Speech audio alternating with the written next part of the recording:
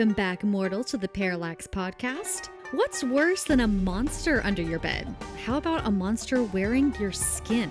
From Navajo legend of the naaldlooshii to modern-day mysteries of what outsiders call skinwalkers, we're unraveling the secrets of the shapeshifters among us. Hello, Willow. Hello, Karisa. Are you proud of me for my pronunciation? You did an amazing job, yes. Thank you. Thank you. But you do so good with the intro that I would have done the intro, but just to pronounce it, but like you do just an amazing job. And I love to hear you do the intro, especially when I'm in my car listening to our podcast. I'm like, oh, that's such a great job. Thank you. I will say that was one where I was actually nervous because especially if I'm trying to pronounce words from a different language or from a different culture, I feel like I put so much more stress on myself to try and because we got that north Midwest sound in our voice. Yes, and not to mention the only other language I've ever been proficient at is German, and that is very aggressive. It is an aggressive language. Yes. It's not the language of love. No. Oh my God. Their consonants are extremely harsh. Yes. Now, the language was actually very easy for me to learn. I spoke it a little bit with my dad, who also took German for a while, but it comes from the same linguistic branch as English. So there's a lot of words that look the same and mean similar, or just look the same and are pronounced similarly, even if they don't have the same meaning. Mm-hmm. But with that, because German is so harsh, trying to figure out how to pronounce words that don't have such harsh consonants, that have the more soft consonants, those are just the absolute death of me. I try. I hope I didn't make anybody sad. Speaking of a sadness or offense or whatever we may, manifest in you, we had talked about making sure that we put a disclaimer out in certain episodes. So we do want to put a cautious disclaimer out for this episode, because the Navajo strongly discourage any association with skinwalkers, and discussing them openly is often viewed as taboo, because these are things in their culture that do cause harm. But we are covering this case because I had a client, which I'm going to share that story, here locally in the Panhandle of Florida, who witnessed along with 3 other people. So we wanted to focus on this and kind of give some spiritual and cultural aspects of these skinwalker legends. Mm-hmm. The Navajo focus their spiritual practices on healing, protection, and maintaining harmony. So it's very important not to focus on the negative context of certain spirits and ghostly aspects of, what they believe. But I wanted to make sure that we did put that little note out there that we are putting out this podcast. We are not authorities on this, but we do try to represent the most accurate research. We don't just go to Google and say, give us what you got. I am a student at Arizona State University, which is out in Arizona and has a huge studies and stuff in a lot of the tribal cultures. They practice a lot of respect with their teachings. It's very customary for when you get a class to learn those ethical ways of talking about other cultures, especially Native American tribes. So that's why when we were talking about this case, I'm like, yes, definitely a disclosure, but also noting that certain words may be pejorative in context to skinwalker or whatever. So we're going to discuss these shapeshifters per se and go from there. We'll try to keep the word shapeshifter on our lips, so that way we're not really bringing any kind of manifestation to those other words. Yes.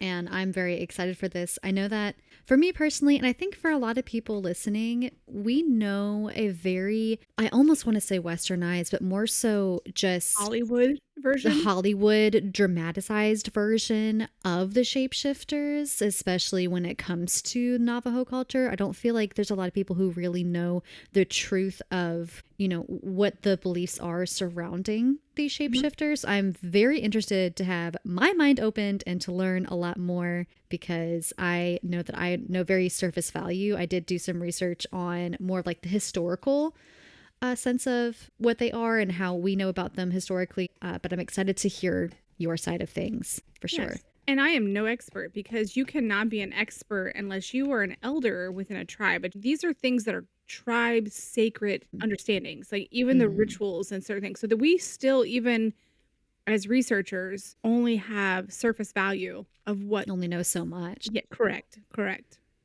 All right, so I wanted to tell this story, and I'm not going to disclose her name because I don't want to call her out, but I have this amazingly beautiful client. She is a nurse practitioner, and I see her every couple weeks because she is a regular blowout. She gets her hair colored, she gets her lashes done. Oh my gosh, it sounds like me. And it's not Willow. I have a lot of regulars like that here, "Oh, God, let's get this done, get this. Well, you know, I'm here. Let's just do this too." Karisa, you're saying I'm not your only one? No, I'm sorry. But listen, when you're there, I make you feel like you're the only one. I make you feel like you're the only person in the world.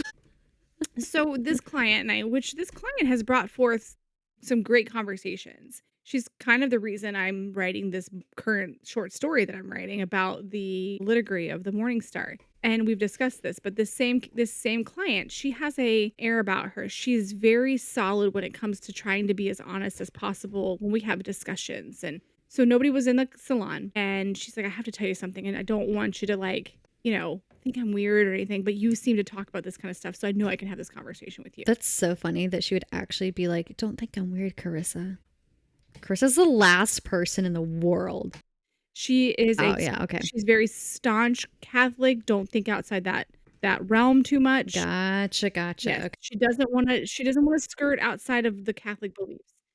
But her experience is like, I don't know what to think. So she's sitting in my chair. She's like, "We are in Freeport, which is near." She was in Niceville. But this was a night. She had her daughter's friend, and I think her brother-in-law or somebody else in the car with her. And all of the car participants viewed this. They were in Niceville driving, and across the road, there's some of those roads that go along the beachway, Yeah. She said that what I saw, I can only describe as a lengthy human type thing on all fours crawling with its skin almost see-through. I'm like, "You saw a skinwalker?" She's like, "Holy crap." She goes, "That's what my friend called it." She's like, "You know what those are?" I'm like, "Yeah, there's a whole skinwalker ranch. There's all this, there's all kinds of hubbub about it." Oh my And gosh, I just got chills. yeah, I don't even know if I saw something like that, I would probably just have to go home and lock all the doors and windows and think for a second. so after I give you a little brief history, I'm going to tell you something else that probably is going to make you lock your doors even more. But since then, she has had knocks on the door. She's heard the voices. She's heard the strange noises. Yes. And I was like, "Girl, do not go outside."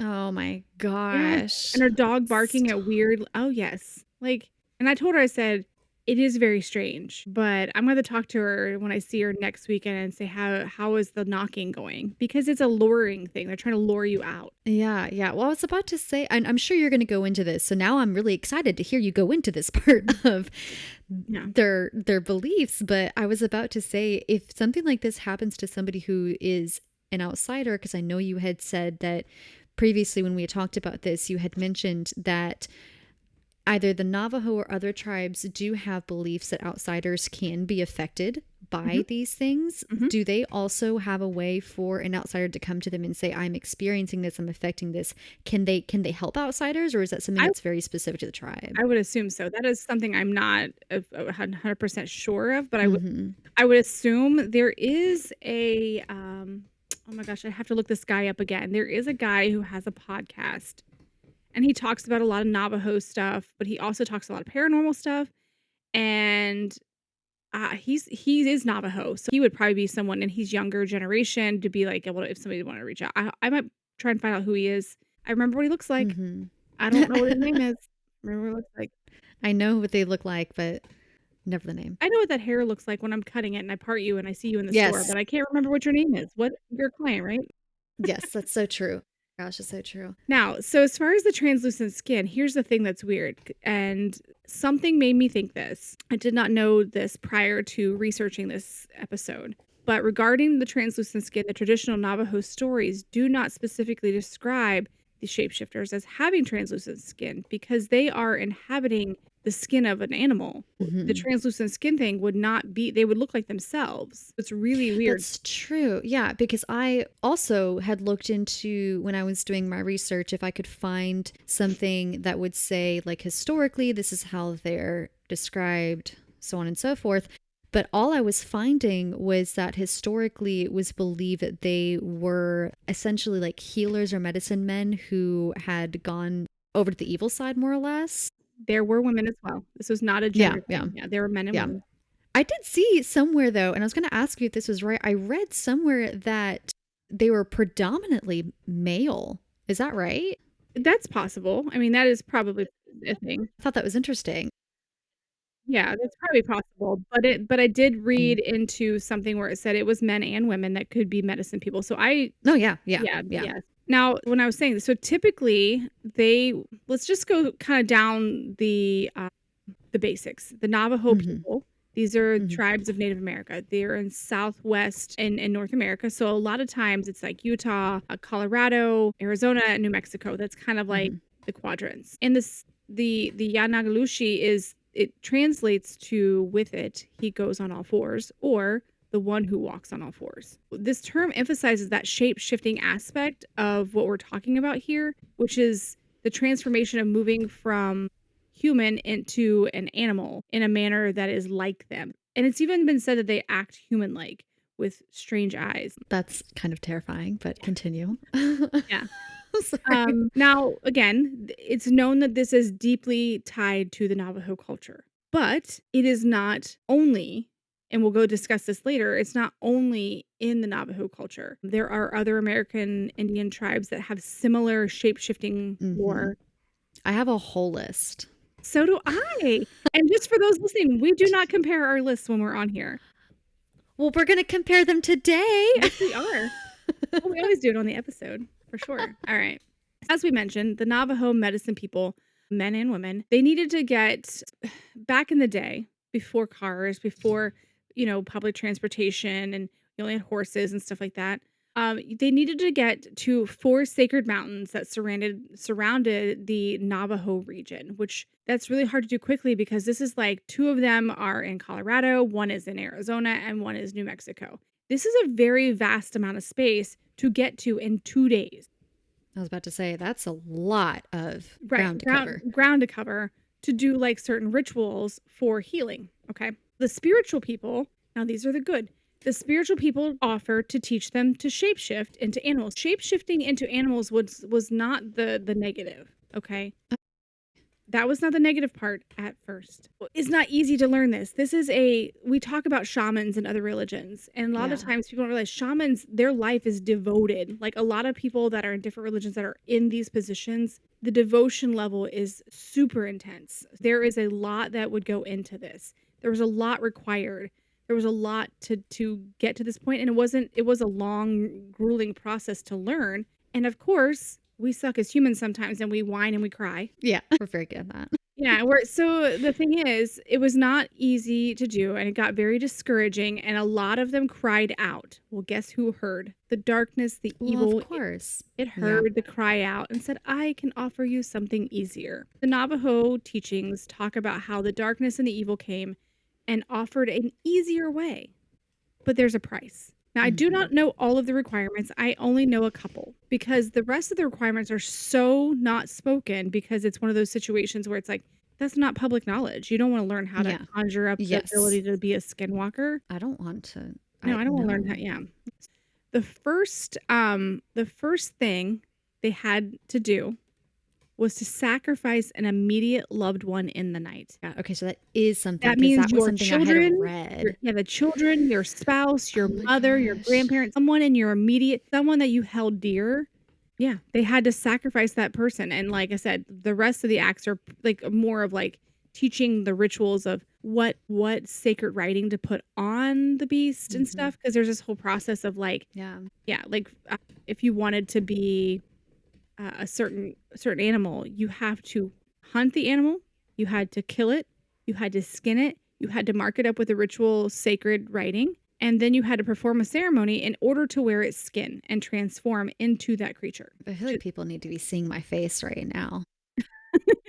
Because I can't even, like, I mean, I work, okay, so my quick thoughts. The first one is I work in veterinary medicine, so I can't even imagine hunting literally anything ever at all. I don't have the heart for that. So that just makes me sad. And then my other thought was, as you were talking about how one of the things that we knew about the ritual is having to unfortunately murder an immediate family member. I don't know why this popped into my head. Probably because it's close to September, and in September is the beginning of when people go to Hogwarts. But I was thinking, this is where my mind went. Also, Hoa Hoa season. Yeah. Okay. Well, it's Hua Hua season for you, Yeah. and Hogwarts season for me. you. But I was thinking about Lord Voldemort and how he was taught that in order to split your soul to make a Horcrux, you would have to kill somebody because murdering somebody splits the soul.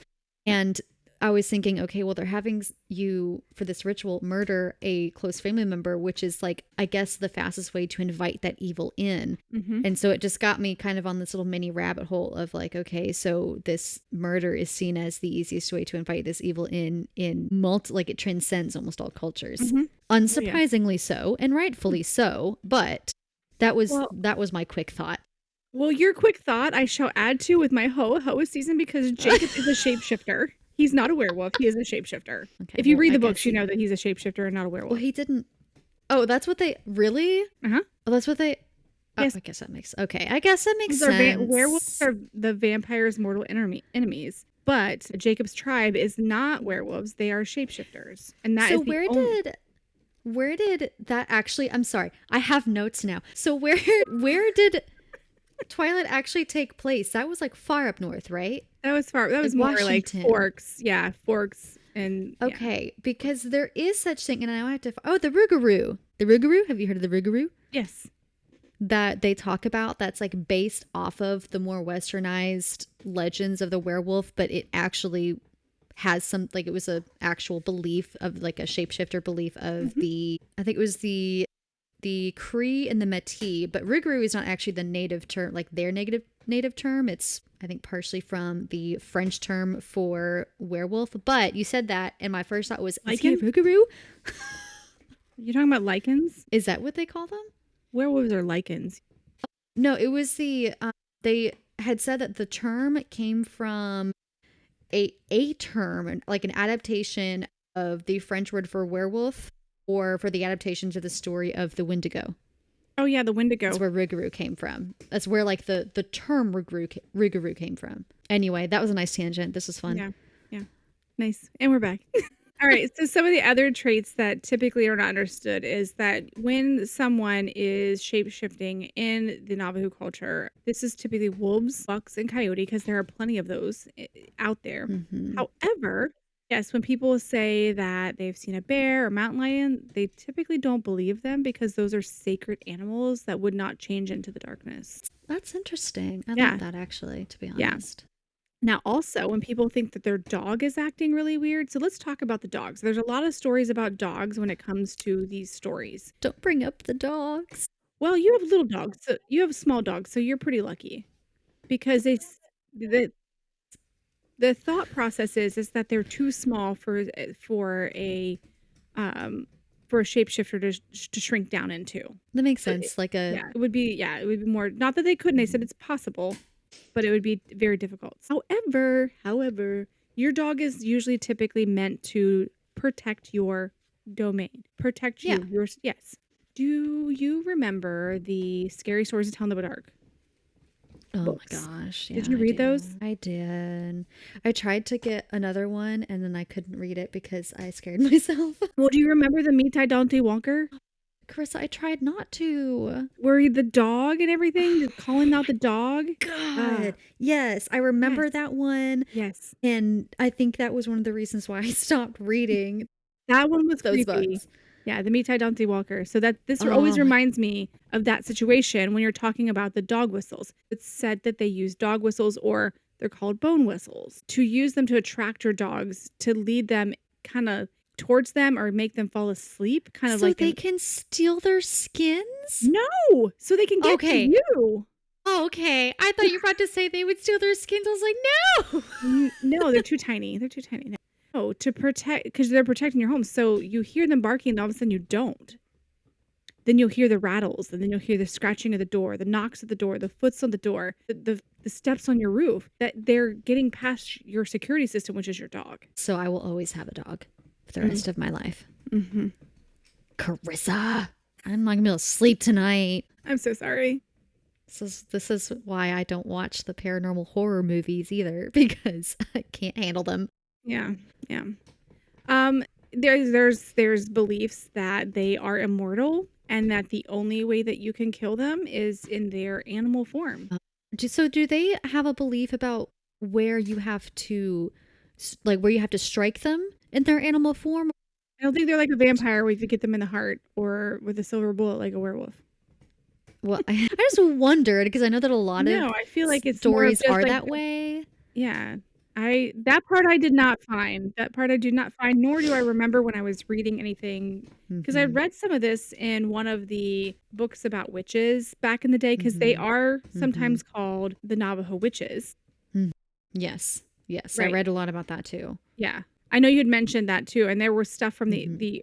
the late 1800s that people would do Mhm. ethnographic research and kind of put that out Mhm. there. But the key is they're using the Navajo teach how they use fear, the shapeshifters use fear as a tool to lead you and get your guard down. And then they blow this thing that they create into this powder into your face and Mhm. cause a curse and like a disease. But supposedly, like ash, you can put ash on yourself and around your home to protect you. But Good to know. Thank you. you're welcome. You're welcome. But I did want to share a story that probably will make you lock your doors because of where we live. Stop it, Karissa. I'm so sorry, but I have to share. So I was watching something. I went on a little dive this morning. I was like, I just want to watch a little like something, to add. See if there's anything I want to add to my research. And This morning? I watched this morning. Yeah. No. Okay. So I was watching something about how this story multiple times, it's just like this one particular story, but this was like a common thing that military personnel report seeing these creatures. And the key is because a lot of military bases are put out in very remote locations or near tribal burial grounds and stuff like that. And so they're very underdeveloped areas. Don't put it that's a military's fault. Don't put your stuff near tribal burial grounds. But Leave it be. where are we? We are located in the heart of the Choctawhatchee area. The Choctaw and the Hatchie Indians, there are tribal burial grounds all around us. I am not Yes. okay. I am not okay anymore. I don't know why I agreed to this. So there's a story, and these men were on patrol inside the base fence, and then all of I'm a sorry, sudden... here? No, this is out west. Okay, I'm better now. Okay, continue. One of the bases out west, where a gentleman came up behind them and scared them. He was inside the base somehow, and they're like calling to him, trying to get his attention. He's not, and they said he looked very strange, not like kind of like human, but not really like human. He had strange eyes. And they're calling out to him, and they're like, stuff's happening or whatever as far as they're trying to get his attention. And they turn away for a split second. Next thing you know, he's on the outside of the base fences. Like, and these are like, so I'm like, people got to realize, this is just a mortal fence. This is when you're dealing with the spiritual, the demonic, and things like that. Those things do not hold you in or keep you No, out. they do not. No, they do not. They do not matter. They don't matter at all. No, they don't. So with all of this said, now here's where maybe you and I can come together with Okay. our research, because we're going to talk about my list and your list together, and I'll just kind of go. We'll talk about the European folklore. We'll talk some Native American culture. But so here's my thoughts, because I'm a firm believer. It doesn't matter if you're a Christian or you're Hindu, you believe in an energy of the universe that is powerful. Okay. Mm-hmm. But then you also believe in an energy that is dark. Yes. And also, yeah. So if there is, and this is literally just the way my brain works, I'm like, if the Navajo people, hundreds, almost 1,000 years ago or so, but hundreds of years ago, because I think it was, I don't have a date. Did you ever find a date when the Navajo people said that this started happening? So I looked at that too, and I found, I typed the question in 15 different ways, and everything I found was that the origins are very mysterious because the traditions and the histories and stories and whatnot are passed down orally rather than written down. Right. In the most Native American cultures, and especially in the Navajo culture. So I have no idea. I think the most I found, I'll have to consult my notes real quick. Well, while you're consulting your notes, the only thing I found was 2 Navajo people on 2 separate accounts saying hundreds of years was their wordage. Hundreds of years. This has been their legend. And I think that's correct, because even when I was looking at my notes and the things that I was looking at, the first written down history, so to speak, of us, and outsiders hearing of it, like the first record that they have is from 1878. 1878. The missionaries? Yes. The Witch Purge of 1878, written by Martha Blue. And that's like the first more comprehensive record of us hearing of these shapeshifters within the culture. Most certainly not when they came about in the culture, but just the first that as outsiders we had really learned and wrote down something comprehensive about what we had learned. Right. So my thoughts were, if in this time frame there are people crying out to learn how to shapeshift and to do these things, if the spirit world is offering this, and then the people are being I feel like kind of like not wanting to put the effort in. And so the darkness is like, hey, I got you. Why would the darkness not just offer that to other people that are also not wanting to put the work in? Well, of course it would. I mean, I think that would make sense. I think that, when you were talking about how you said you firmly believe that no matter what religion you're a part of, or really whatever culture you're a part of, you do believe basically in a light and a dark. However that energy manifests to you and your beliefs, you do believe in something that is in the light and something that is in the dark. And I think, especially, when I was continuing to read on about other shapeshifters, I focused a little bit more on the native tribes, what other shapeshifters did other native tribes speak of. They all had somewhat of a similar theme, not exactly the same, but a similar theme. And so I very much was like, okay, I can definitely see a pattern here. And with you saying, why wouldn't the dark offer this to other people? I absolutely think that's true. I mean, if you find how to coerce one human, it's really not that difficult to apply that to the other humans, because as much as we like to sit there and say we're so unique, when it comes down to it, in many ways we're not. Right. Like, one thing that's going to coerce one human is going to coerce a large amount of other ones as well. Yeah. Well, so I also like timelines. And so I researched not only the folklore and the cultures of these different shapeshifters, I also looked into, when did these cultures start talking about it? And so there's a running theme. Okay, let's see if you catch it. So European culture, the European folklore, got the lycanthropy, which is the werewolves. This is common. We see this in a lot of Hollywood things, with the myths and the humans transforming into the wolves by the often curse of the full moon. Of the bite and the full moon and whatnot. Yes. Yeah. And I mean, there's different history of the crypto history of these creatures, but these date clear back to like Greece and Rome, and become very prominent in the medieval Europe, and particularly in the 12th and 17th centuries during the witch hunts and the trials. So I find that very interesting, because wait till I tell you what else is in those time frames. Then, okay, keeping in the European theme, did you look up the selkies? I do know of the selkies. Okay.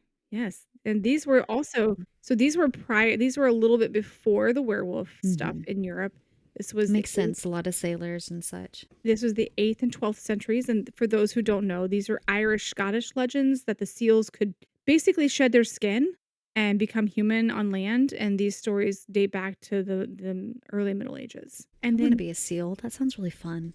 Who doesn't want to be a mermaid? Okay, deep down in all of our hearts. Enough fictional fantasy writing about mermaids. I need more mermaids in my life. There's not enough well done outside of the box, and no offense to all those fantasy writers, but we need more like outside of the box mermaid fantasy books, I think. See, this is where I get into like the Mako mermaids and the H2O from Australia. I loved those. Back in the day. Oh, Cleo.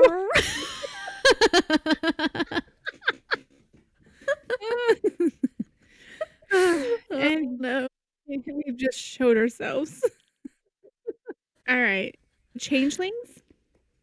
course. I've heard of the changelings. I feel like that. Those are the fairies. So they trade out their babies for the fairies and they put their fairies in the human world and they change into what that human baby was supposed to be. Yes. I feel like changelings has such a negative connotation with it too. Right. Like selkies, the word selkies or the lycanthropy or the werewolves, that is more so like I hear the books and stuff and people romanticize it. But when I hear changelings, it's a very negative. Yeah. Well, yeah. I mean, you're swapping out a human baby for a fairy. Someone just kidnapped something. So that would be extremely negative versus like a vampire and a werewolf like fighting each other. That's just kind of cool. Yeah. Well, changelings were like very popular, very trendy in the 16th and 17th century. Very trendy. So on trend for like medieval life. That is so medieval. So medieval. That's funny. Okay. And then like we've been talking about the Native American cultures, of course, with the shapeshifters. Did talk about, some of like the Wendigo and some of the things that are very similar, but the Wendigos are not Navajo. They originate from the folklore of a different type of tribe. I have it written down. I can tell you. Okay. Actually, I think I have it. What if I say that and I'm wrong? I don't actually have it The written down. Oiwi and the Cree. Yes. And these are, the Algonquin. Yeah. The Algonquin. That's I said it once and I can't say it again. That's the language that they speak. Yes. Yeah, that's the language that they speak. Yes. Jeez. Yeah, and those are typically tribes that are more like Canada.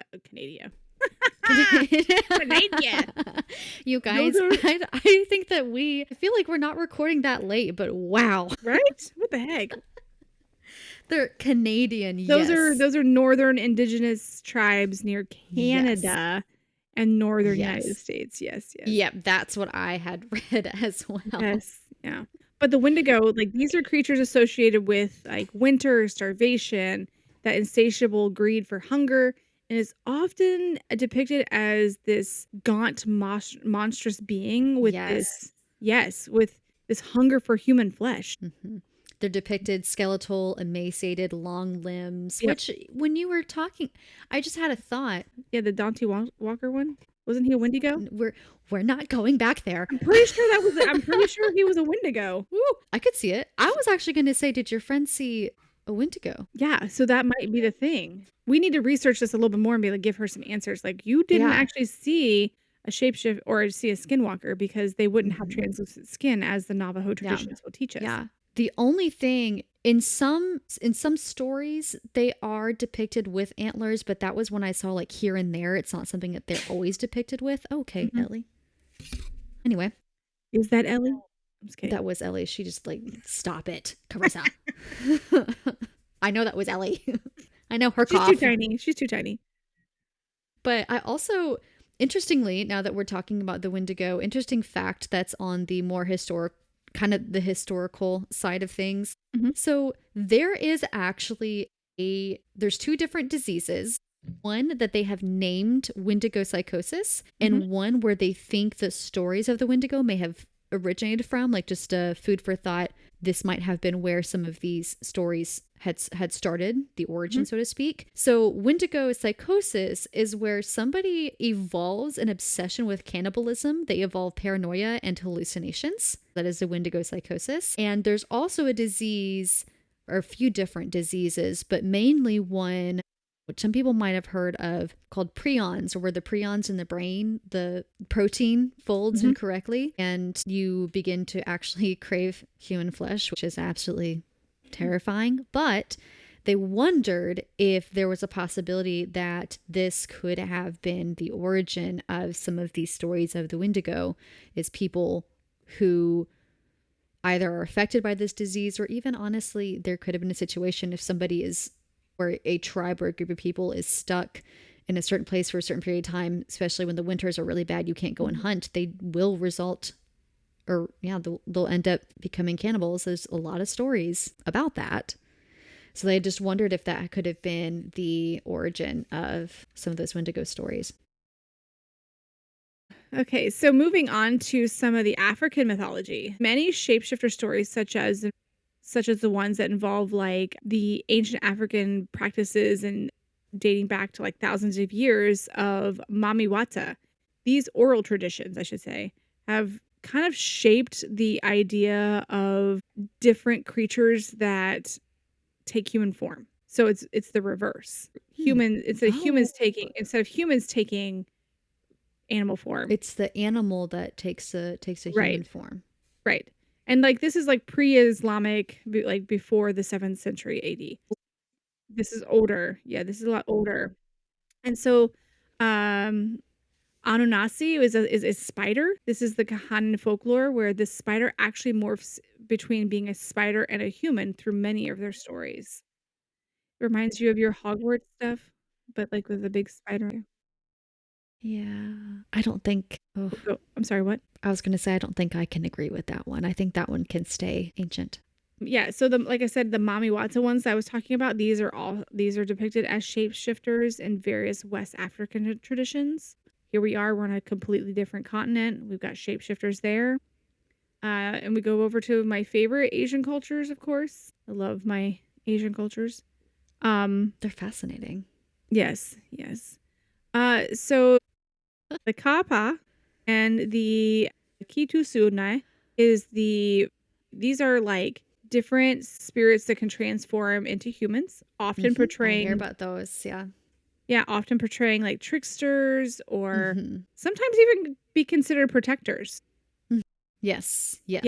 And these legends date back thousands of years. And the earliest writings, like from Japan folklore, from their folklore, is probably about 800, about 880, 1100, 85, 80. Oh, okay. Yeah, so these are about the same timelines as the selkies. But anyways, the Naga, this is the Indian, Southeast Asian part. This is the mythological serpent that these beings can be found in cultures all across South and Southeast Asia. Like yes, Buddhist, I have heard of this one too. Hindu, Buddhists, a lot of the local traditions. These serpent deities or spirits, whatever you want to call them, that shapeshift, turn into human form. And the Naga stories are often stemming from the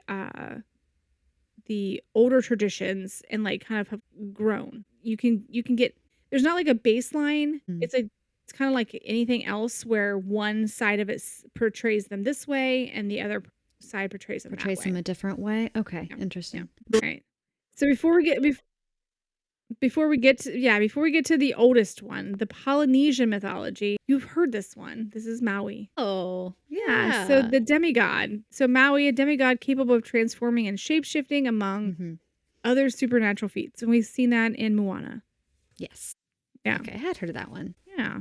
And these legends with Maui and the other demigods, obviously there are other ones. They're over 1,000 years old, and the traditions of spanning for generations through the Pacific Islands. That's awesome. Can you guess the oldest? Maybe you have this in your notes. I mean, I just did my research on the Native American shapeshifters, but my first thought would be something in Africa. We've already talked about Africa. I know. That's why I was like, I don't know. There is a continent that believes that the cradle of life is on their land. Their elders are just as cautiously sacred as most other sacred tribal things in like Africa and like Navajo and like any other American Indians. Their culture is highly, highly sacred. You don't move rocks. You don't do things that you can't even go into certain lands without permission from the elders because of the sky god. Yeah. So the Dreamtime stories feature spirits or ancestors with shape-shifting abilities, often as part of creation and the cradle of life. These stories date 50,000 years in oral history or older from the elders. This is the Australian Aboriginal beliefs. The second that you said something about cradle of life, my first thought was Australia? I didn't want to interrupt, but I was like, is it Australia, New Zealand?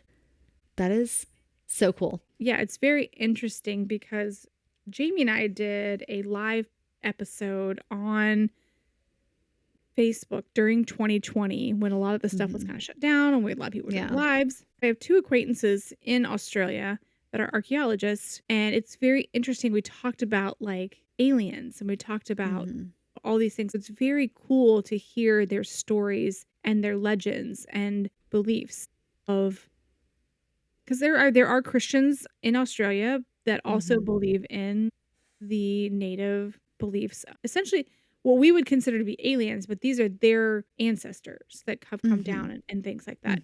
Oh, Karissa, that is an entirely, like, a whole different episode that you and I could just Well, maybe I can get go wild Evan on. to come on, or even Dr. Ruth. Maybe she can come on. We could just tear that subject apart like crazy. Yeah. Oh yeah. It was extremely fascinating because we were talking about all kinds of cool stuff. And then they wrote a really cool book that's on Amazon about the Mary Magdalene story. But They should come on the Parallax podcast. So I'm Right, going to maybe I'll ask manifest them. it now. Okay.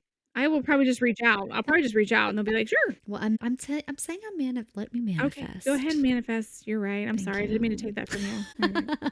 All right, now, so we're going to switch this over. Anything we did not cover when we were kind of going back and forth here, I would love for you to kind of divulge and give me what you found. Yes, most of what you talked about is essentially what I was able to find. I will say we had talked earlier about there is a book called Navajo Witchcraft by Clyde Cluckhorn that was written in 1944. A lot of the modern outsider, quote unquote, understanding or our stories that we as outsiders tell, those are very much influenced by this book. So if you were to just do a basic Google, if you were to just look at it really quick, that's a lot of the information you're going to find is influenced from this book, not from people who have actually Yes, because as you said, the discussion of these shapeshifters is very taboo within their culture unless you are an elder or a medicine man who has been trained in the ways to speak of this and not have that evil befall upon you. And again, like we had talked about, the exact origin of these shapeshifters within the Navajo culture is unknown because the stories and histories are passed verbally instead of written down.